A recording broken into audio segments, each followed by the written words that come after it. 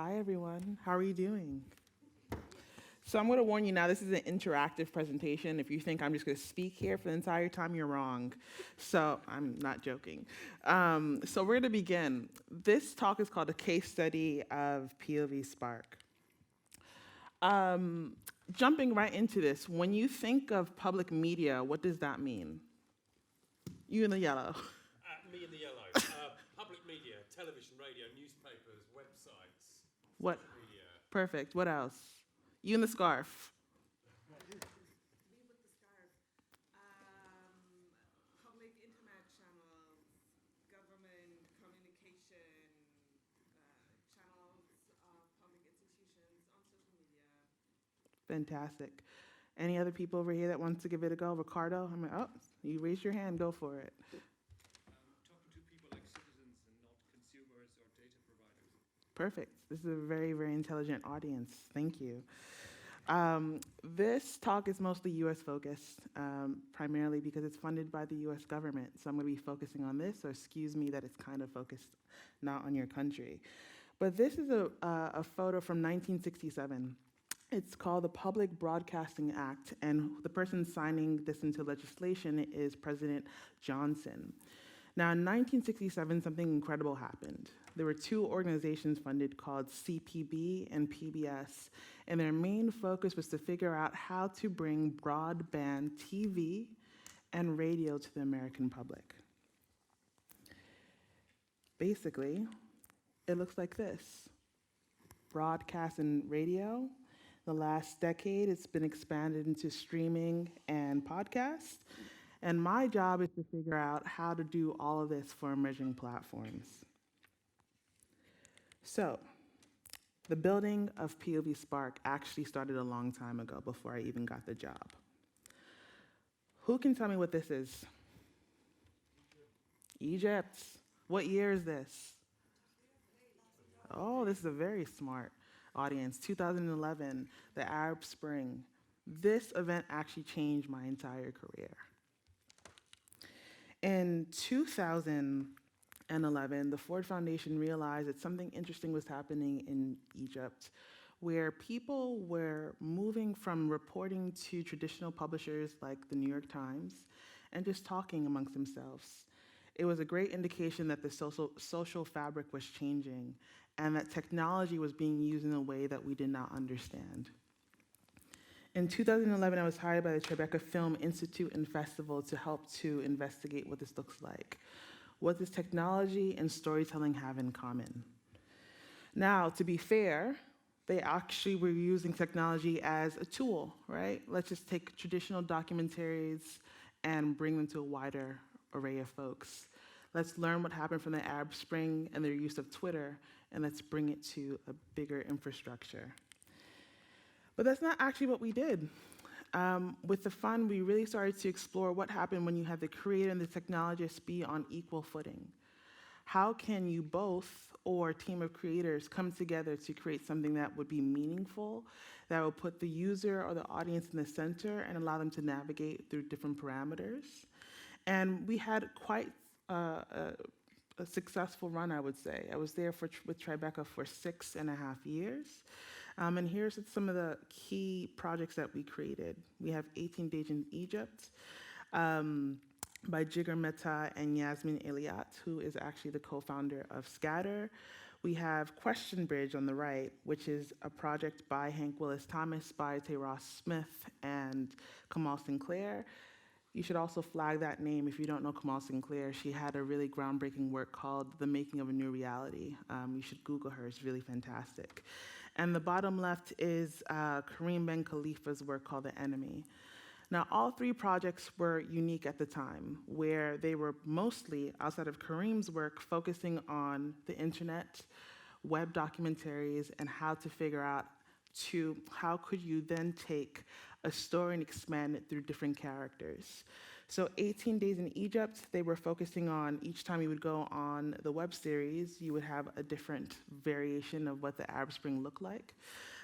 Question Bridge, you had the opportunity to navigate through questions. A black male subsection answering and asking another black male questions about identity and culture. And then Kareem's project, which started as a mobile experience, but then moved on to VR and also moved on to AR, really wanted to figure out how you can speak to two enemies of the same fabric of society and to understand the underlying limitations for both sides. Some other projects, Brett Gaylor's Do Not Track, Hollow on the bottom right, which won a Peabody, and Micro Museums, all focused on bringing ideas around the communities to the forefront.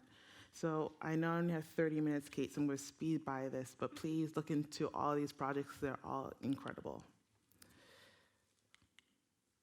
This was my team at Tribeca. It takes a community to do it. In the 6.5 years that I was with Tribeca, I had the honor of working with Ingrid Kopp and Zena on the bottom left, who is still there. Amelie is now at Arte, and Lee Tai Cobbs on the top left is now doing her PhD from Temple. What we also learned is that it takes a community to really advance this type of work. We also realized that in addition to funding projects, we also needed to bring mentors and esteemed collaborators together to help push this forward. In front of me, or behind me, is actually some of the power stars of this interactive arena. You have some scatter folks, you have Nick Fortuno, you have Judith Helfand, who is also a documentarian. And just like Stephanie said in the keynote earlier, it takes a community to move this along, but it is really important that people focus on doing materials.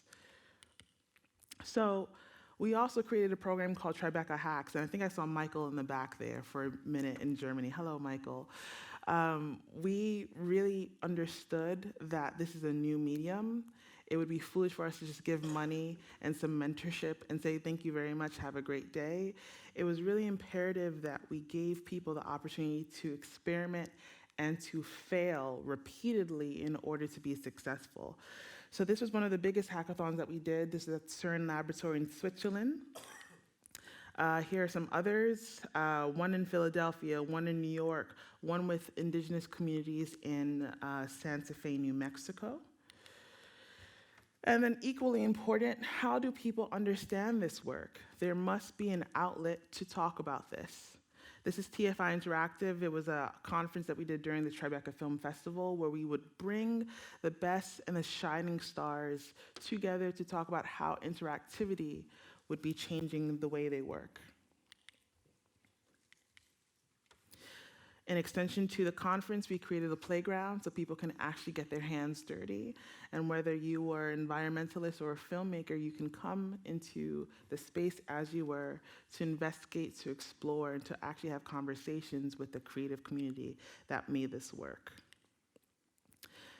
It was also not focused on VR. And if you don't realize what I'm doing now, I'm laying the foundation of what's going to be taking place with P.O.V Spark, because all of these little tab bits are important.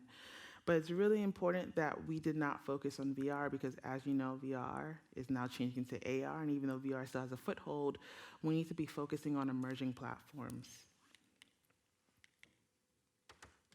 Skip that for time. This is DEF CON of the Tribeca Film Festival, where we focus on surveillance and bring technologists and filmmakers together so they can be on the same par.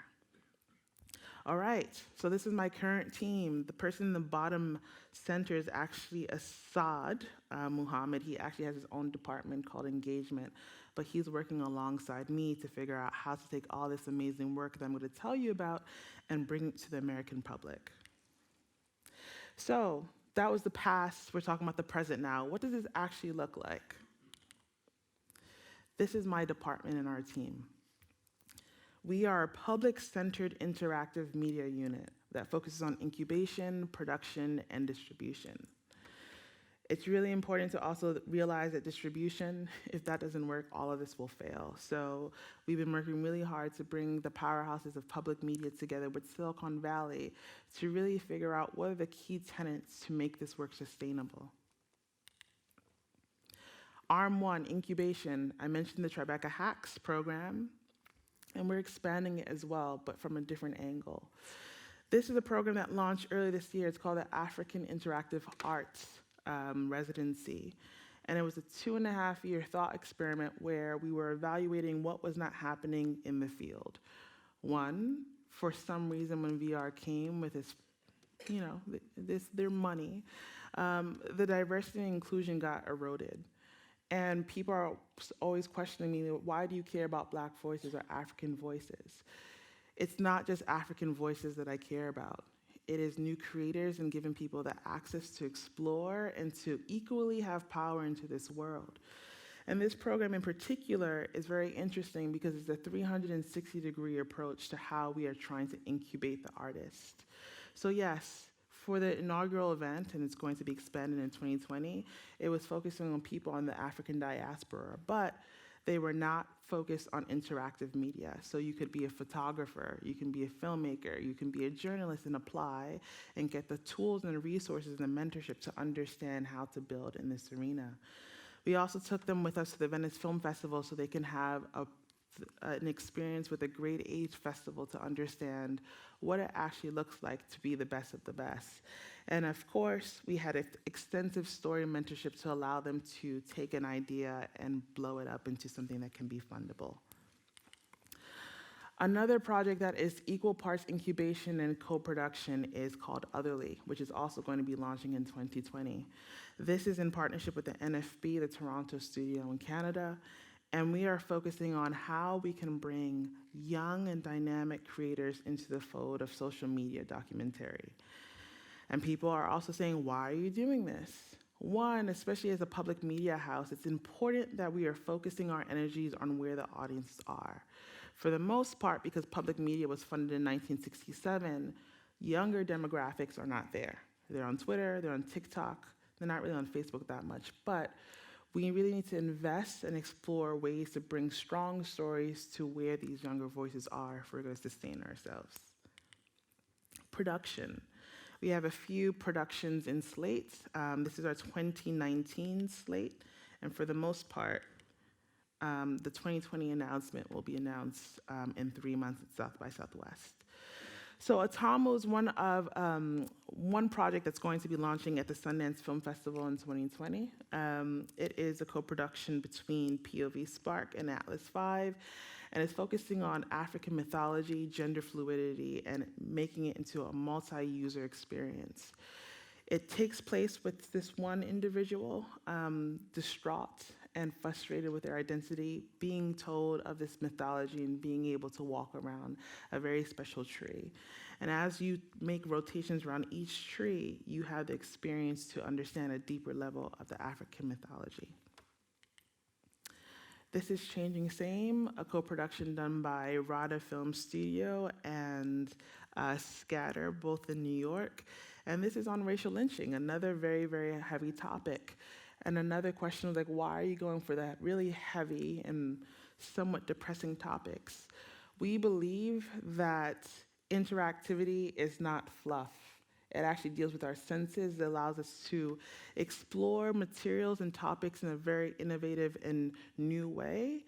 And this is a perfect opportunity to bring the user into a very, very long history of injustice and violence against African people in America. This is another project. It is not intentional that all three are focused on Black lives, but we are expanding this slate. This is a visual podcast from a team out of Canada that's focusing on an actual true life story of someone who was brutalized by the police. And we're doing it in a way that does not re-traumatize the audience as they listen to this podcast, but we do think it's important that these stories are told and shared. And again, distribution. Unfortunately, I can't be public about everything that we're doing, but in 2020, we're also announcing how we're taking this and other works from our own minds and our offices, and we are distributing them across the United States. So, from the last 2.5 years at P.O.V. Spark and the last 6.5 at Tribeca, what have we learned? The changes in storytelling. So before 2000, this is basically how we thought of story. You had the story that was controlled by the filmmaker, the technologist was over here, the designer was over here, community was over there, but it was really focused on one person's perspective and they had ultimate control. It's really interesting to notice the publisher is also not integrated with the story too. That's going to come up later. From 2000 and 2015, this is where, you know, we had the Arab Spring and the TFI New Media Fund, and we started to explore what would happen if you had the technologist, the visual artist, and designer come together. And notice it's no longer a filmmaker, because we want to really play with a lot of people who are building within in this capacity. But interestingly, communities were still not integrated into this approach. And neither was the internet for the most part. It was just this weird thing in the middle that, you know, we would click on and have fun. But no one really took it seriously. This is kind of what's happening now, where a lot of funders and institutions are figuring out what does the collective story look like and why is it important that it should be funded and shared. We believe that the community is the powerhouse and the center that will make interactive sustainable, whether it's teaching stories or building stories or even disseminating them and absorbing them. It has to go through this portal. You can also see the festivals on the bottom left. They're trying to, but you know, we're living in a capitalist society, so it's a bit hard. A failure in creative equity. Who understands equity versus equality? You can raise your hand if you do. I promise I won't pick on you, because this is kind of heavy stuff. All right, a few people. So equity is basically allowing sameness, and equality is allowing sameness, and equity is allowing fairness. Now, people are like, I don't understand, what does this mean? Going back to the projects that we are incubating and even trying to understand what does a new system look like for our society, it's really important that the bedrocks of whatever we create focuses on equity, especially where business models are concerned. And in that first graph where I'm talking about incubation for the department, we focus on creative storytellers, but I failed to mention that we're also focusing on the industry. Because one of the reasons we failed at Tribeca, or I shouldn't say we failed, we were not sustainable, is that we did not focus on business models. It was all about, like, just incubate, let's have a great time, let's really fuel the artists, without really understanding that in order for any of this to work, we have to focus on how people get paid. Are they getting paid a fair wage? Are we really looking at the structures that allow different people, whether you're a new mother or you are a 90-year-old, are we creating a true system and program structure to allow people to come in and explore and investigate the future? So a big failure that I realized this year was that project called Otherly, you know, the one with the really beautiful pink graphics. You know, I inherited this program, we thought it was great, but we failed to really understand that in order to deal with non-binary and a racially diverse group of creators, we needed more money. And what would be normal for someone who would be upper middle class and pretty much excited to be a part of the system would be very, very different for someone from the other side of the spectrum. So that was a great example of where we tried to push for equality, but we really failed with equity. And we're making adjustments to even how we are building our systems and our contracts to ensure that this does not happen again. Extreme collaboration is the only way, especially with distribution. And because I cannot really speak about it, I can just speak in broad terms. We are going to fail if we do not figure out how to invest and collaborate across multiple sectors. It is imperative that we collaborate not just with the creators, but with the key business minds of the world to really focus on what's not working for the interactive community and how we can re-evolve to support the great work coming down the pipeline. And there are very real and modern challenges. There's public distrust. There's public unrest. You know, we have the monopolization of a lot of public utilities under Facebook, Google, Amazon, Apple, Microsoft.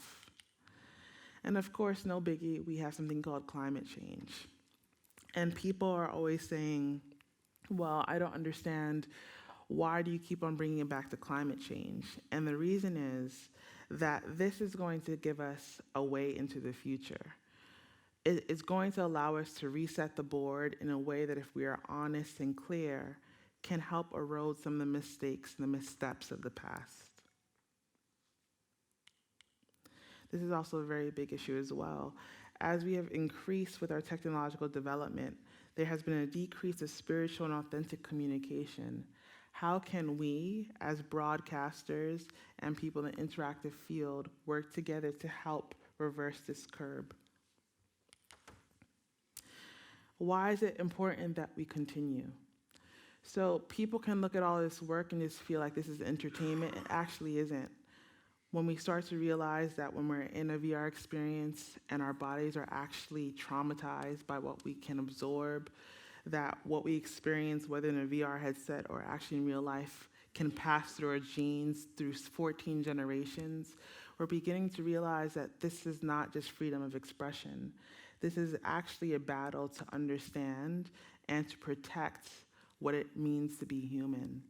And it's imperative that the public media, whether you are a broadcaster or you're a creator, that there are inroads and standards that are protecting the public and trying to create a system for public good.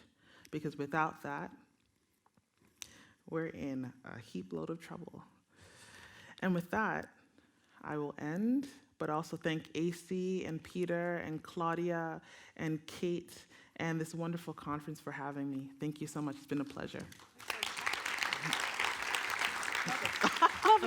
Okay, let's sit down. Sure. And we'll have a little chat. Perfect. How about you sit there? Sure. Okay, cool. I have lots of questions. Please. But that was interesting. The thing that I like about the way you speak is that you bring up big ideas, but you also try to see how you're going to move them through the system, so to speak, and maybe change the system. So the first one I thought was really interesting. You talked about some of these projects, and they're actually not coming out till next year. Is that what Correct. you said? Right. And are they going to? You said you couldn't really talk too much about distribution, but you did say it's about extreme collaboration. Can you get into that a little bit more? I mean, it's sort of like in the old way of storytelling, we'd make these beautiful pieces of storytelling, films or whatever, and then the distribution was the sort of the conventional distribution. So what are you talking about when you say extreme collaboration and distribution? What do you mean? Okay, forgive me if this is still vague. You tell me. Oh, okay. all right. Okay, so Sort of big picture. yes. So in order to create this signal that we're talking about, it's going to involve a few entities that, outside of money, this is very hard to do. Oh, okay. It's So it's going to be platforms. I assume it'll be Instagram or Facebook or social media. let's or say it's a traveling circus. A traveling I think I will be fine by saying that, Okay. where we are actually moving key projects across the nation. Okay. So that's level one. Okay. Level 3, which is going to take another 5 years to build, is figuring out, like, if you were to actually have a television signal, right, and you flip onto PBS and you see Big Bird, right? What is the equivalent of that?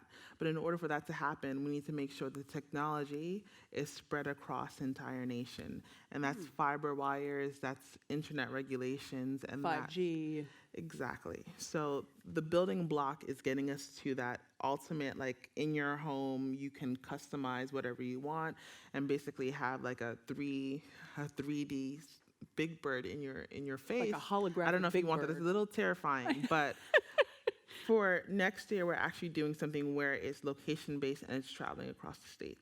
Okay, that's cool. Because you're right. You have to think ahead because the technology is moving so quickly. Exactly. Storytelling is going to change. Exactly. Yeah. I mean, one of the words that we hear a lot about is interactive storytelling.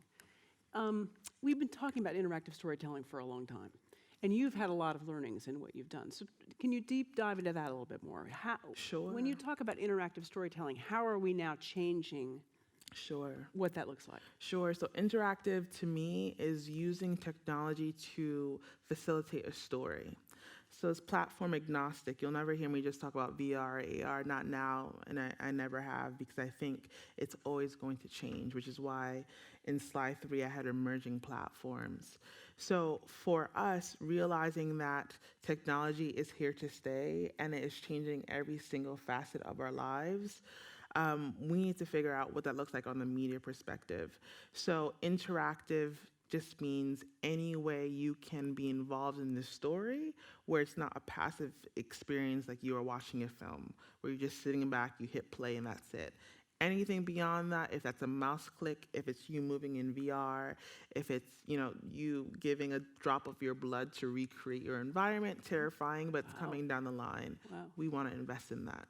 Because what we've heard about things like, using eye motions to choose scenes, and actually putting electrodes on your body and maybe checking what's happening with your heart rate. Or, there's all kinds of things. AI sort of knowing who you are and then sending you things that the AI thinks will work for you. It is terrifying, but it is also, it gives you new tools, maybe? New tools. New tools to tell And more stories differently. confusion, And more because the confusion. platform has to be bigger and bigger to allow for any of these new forms of systems to be explored and disseminated. So yes, that's true. I think, I know we were talking earlier, some people think that interactivity is a fluke.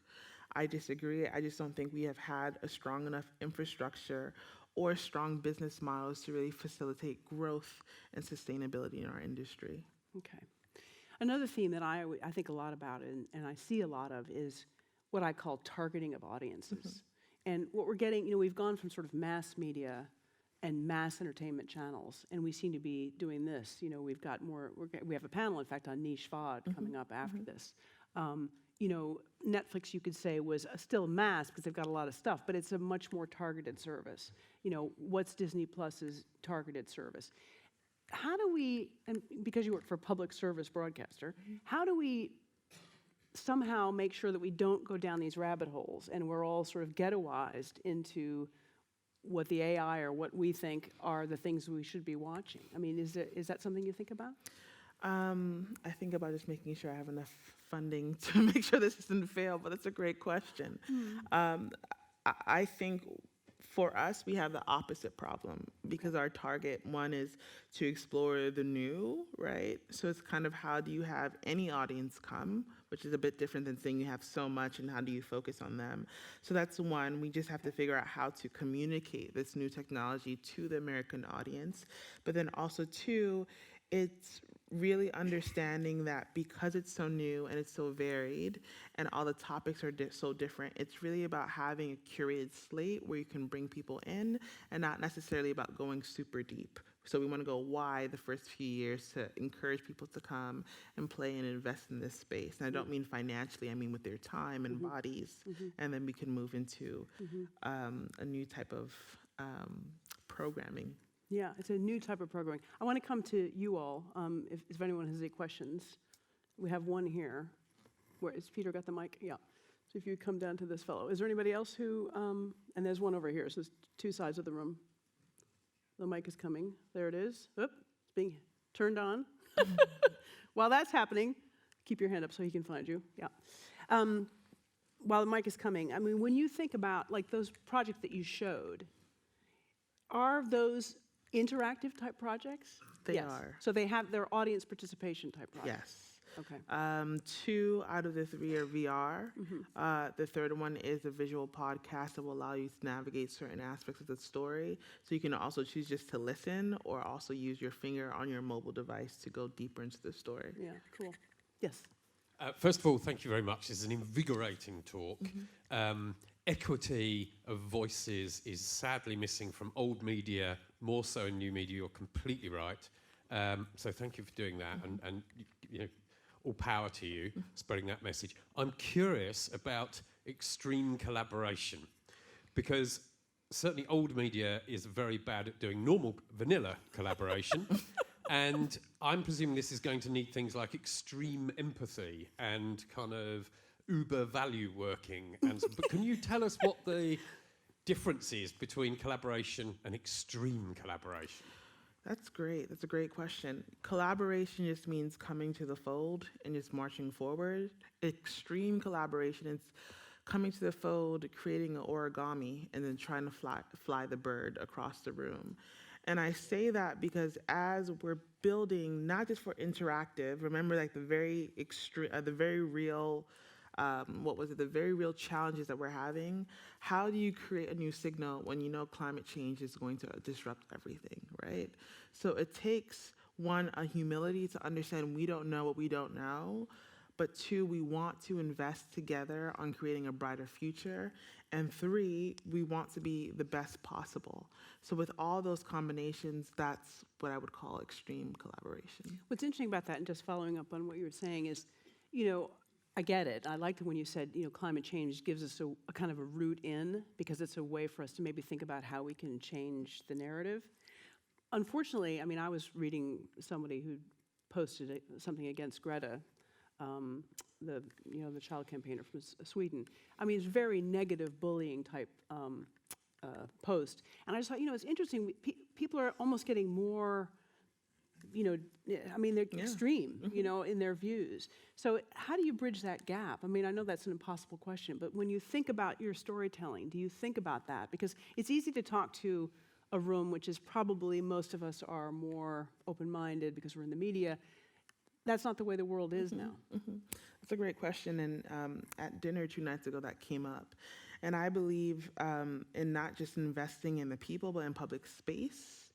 And I think what's really missing, especially from the West, is that those public spaces have been eroded, right? So the libraries, the museums, for the most part, playgrounds, anything that's supposed to be neutral has changed and been privatized.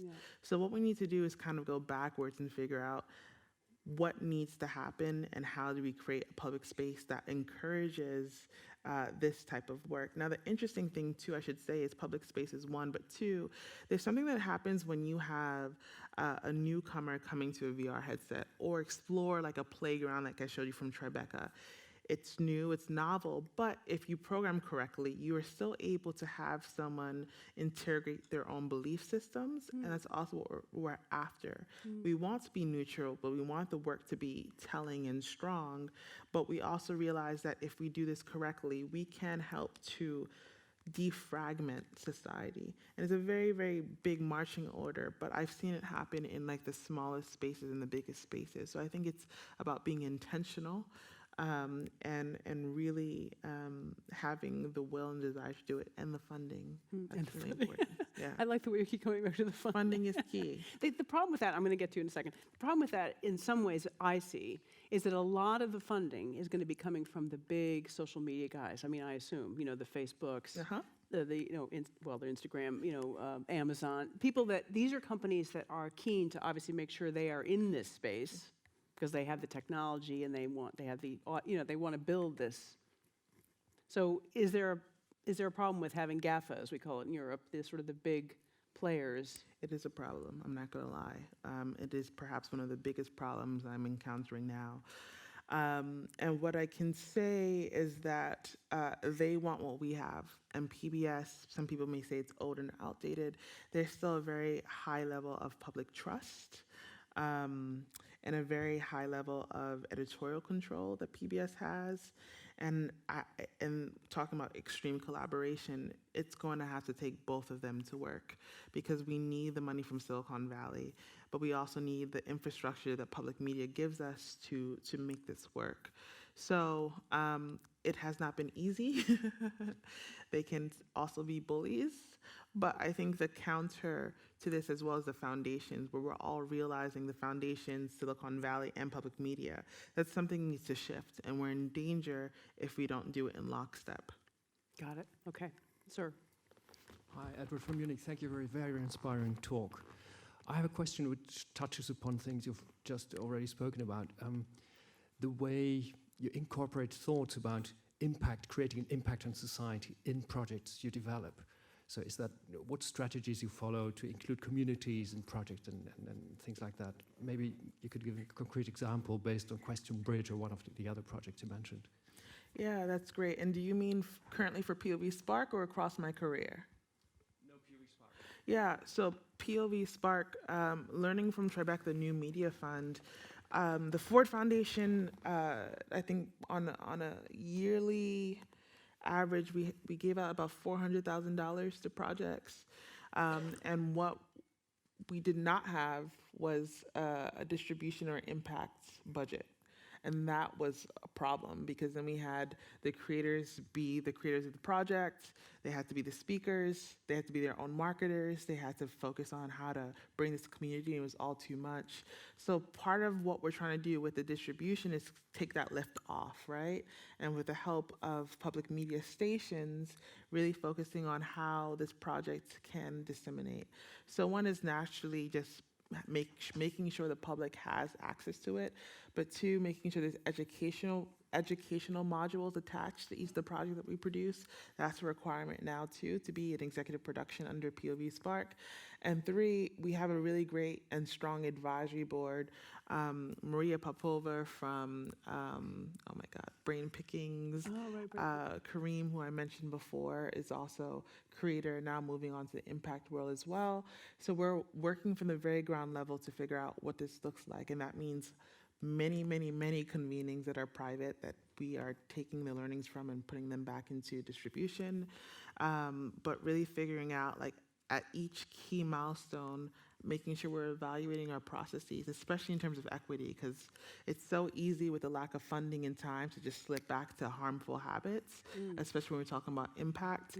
So making sure that there's enough time at each duration to really go deep and assess if we're actually making progress, if we're having impact, and if not, what needs to shift to make it more sustainable too. Cool. Is, you know, obviously this is a big project for the U.S., as you said, and focuses on the U.S. Have you thought about reaching out to, because public broadcasting around the world is having issues and trying to rethink what they're doing. And certainly I know the BBC has thought about this, and I'm sure there's other public service broadcasters that are thinking about this. And what's interesting from my perspective as a journalist on this field is that we're seeing much more collaboration among the public service broadcasters.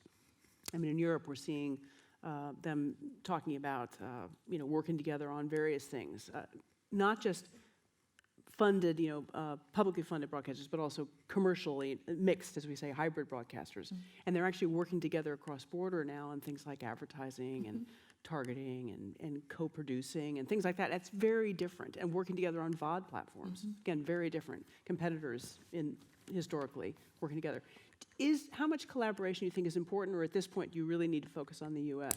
No, lockstep. So in 2 days, we're having a convening at IDFA in Amsterdam that's bringing together the BBC, ZDF, some folks from Argentina, Japan. It's an international body. It's private. It's focusing on interactive media. So you can have a private meeting, but you're going to talk pretty openly about what to do. 4-hour meeting. Wow, okay. To really focus on what we're doing, but figuring out how collaboration can also work. Good. And this is an extension of what took place last year at IDFA, which was a small dinner where we investigated if people were even interested. And everyone said, yes, absolutely. But, you know, Opeyemi, when you first came on the scene, we thought you all were a joke. And now that interactivity has some staying power, and it's quite interesting, we want to be involved, but we don't even know the one-on-one, so could you teach us? So Fridays convening is a mixture of exploring what we're doing, creating an educational segment for older broadcasters to understand what's happening in the interactive space, and it's really ending with figuring out how to collaborate and move forward with like very easy buckets, whether it's just like, you know, each year we're going to donate a portion of our, not salaries, of our budget to fund projects, to actually actively working on co-productions together. Together, yeah, cool. Is the first one of those set up yet, or is that what's going to happen at the meeting? It's set up on Friday at 12 p.m. Okay, so you'll maybe come up with your first collaboration at that meeting. Yeah, we will. Fantastic. Another question for Opeyemi? There's one back there, I can see. Anyone else? No? Okay. Hi, thanks for a very inspiring talk. Quick question, how do you think audio and voice tech will impact the interactive storytelling and involvement of different communities that may struggle with budgets or creating visually or visual stories, which are obviously much more expensive to produce? So I missed the voice first- tech, he says, how's voice tech going to impact? Yeah, how do you think about voice tech and And do you audio mean tech? do you mean like, you know, voice recognition, or do you mean podcasts, or all of it? We're smart speakers. Correct. We talk about Amazon, Google being involved, obviously, and their technologies are starting to become very pervasive in communities, and they may offer opportunities to involve communities very, very easily? Yeah, I think it's a really good question, actually. Go ahead. Yeah, I can't. There's certain things I can't say, so I'm going to be vague, but I will try to answer the question. There was a project that came out last year that set the alarm off with many people in Congress because there was a lack of privacy and things were being exploited. And even when it was raised, the tech company's legal team, they were able to circumvent it and not change the project. So the great thing about this now is that people are kind of terrified, and regulations are being discussed that will be put in place. I don't know when that's going to happen, but it is a very, very big issue that we are encountering in the States. Well, certainly the regulation, I agree with you. I mean, I think it was Amazon for sure was, slapped, and they had a fine that they had to pay for collecting information on children or people underage. And it was, I think, through voice tech, because the kids were talking to the TV or talking to whatever they were talking to, their smart speaker in their home. And they were collecting the information in order to target, messages, probably commercial messages, at them. And this is really scary territory, right? But it's also very powerful. And of course, that's why Amazon is, and Google, and they all are, Apple, moving into voice technology. And we're seeing it now in traditional media. I mean, most set-top boxes and, interfaces now are voice activated. We went through the whole thing with Microsoft, waving your arms. That didn't work so well. But voice, wow, is that powerful? I mean, my Amazon Alexa at home, it now wants to learn, how to talk to me as opposed to other people in the house. And it's just, it's all just moving so quickly. So how is that going to impact how you tell stories or how you create storytelling, maybe? Are you working on any projects that include voice or not? Yes. It's a complicated But you question can't talk to about answer. it. Yeah, for a few reasons. One's legal.